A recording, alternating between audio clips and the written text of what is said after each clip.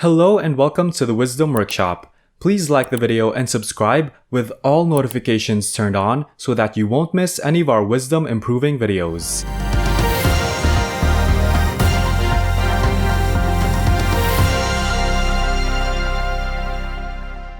The bubble is in second-hand cars. In the wake of the implausible occurrences in March 2020, the used automobile market went berserk. Everyone's preferred depreciating asset had unexpectedly changed. Used vehicle prices surged, and just as everyone felt it was going to be a brief balloon. Used cars are becoming almost as expensive as new ones because of the constant rise in automotive costs. The typical used Ford cost Americans roughly $22,000 on February 1st, 2020. The typical Ford nowadays will set you back roughly $35,000.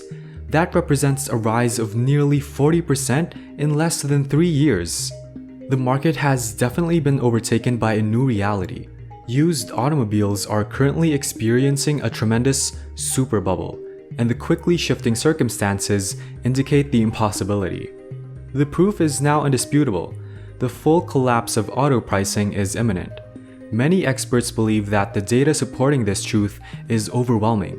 Therefore, we start with wholesale pricing. As you can see, Manheim specializes in wholesale auctions. With more than 100 conventional internet and mobile auctions, they are a major participant in the automobile sector. Manheim has a wealth of relevant and precise price data that we can look at to witness this collapse happening in real time because of their extensive knowledge of wholesale pricing. Many experts use their used vehicle index as the gold standard for anticipating and examining the present market. Essentially, it is a gauge of the prices dealers are receiving for automobiles, and at the moment, prices are falling. Used wholesale prices have declined over 14% since January 2022, with significant drops occurring almost every month this year. And even if prices are still higher than they were before 2020, the sharp decline is starting to shake the market and create a phenomenon known as a deflationary spiral. If you look at this indicator, you may conclude that although wholesale prices are beginning to fall precipitously, consumer prices have not yet decreased. In this instance, you're entirely accurate.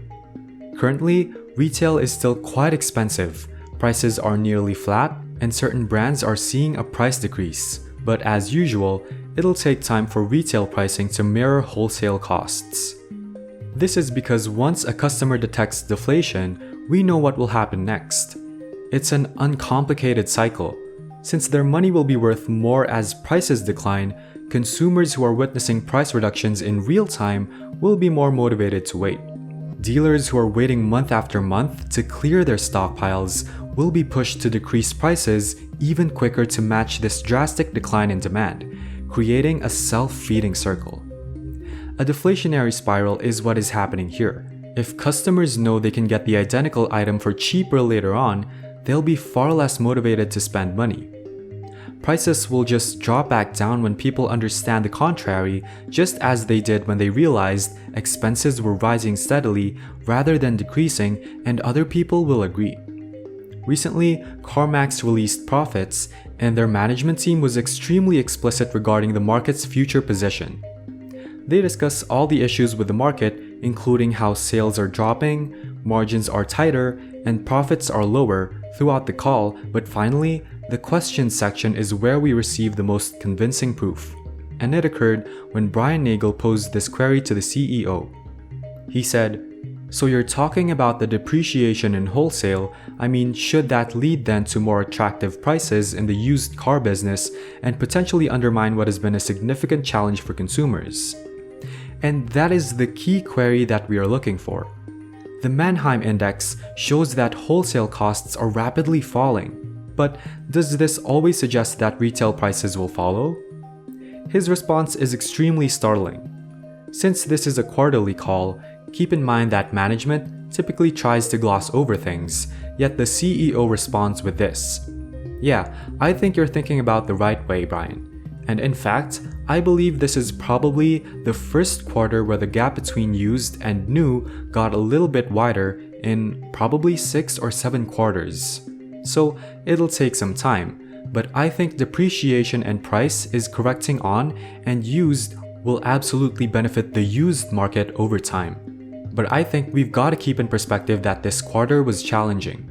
I mean, we haven't seen $2,500 in depreciation. That rivals back to what we saw at the height of the Great Recession, and it rivals what we saw at the peak of OMNI. So it's a very unusual thing and it brings challenges. But I think that we've proven over time that we've been able to navigate those and that we'll do it better than pretty much anyone. The CEO emphasizes that the last time the market saw a shift like this was during the Great Recession. And if we look back at historical accounts, we can understand exactly how terrible this time was for auto dealers. In a paper examining the effects of this, titled The 2008 US Auto Market Collapse, the St. Louis Federal Reserve System discovered that during the 2008 recession, vehicle sales in the US fell by almost 40%, leading to significant job losses and previously unheard of government interventions in the auto industry. The report also examined several justifications. One example they cite is this ongoing study by the University of Michigan, which essentially looks at the circumstances behind automobile purchases.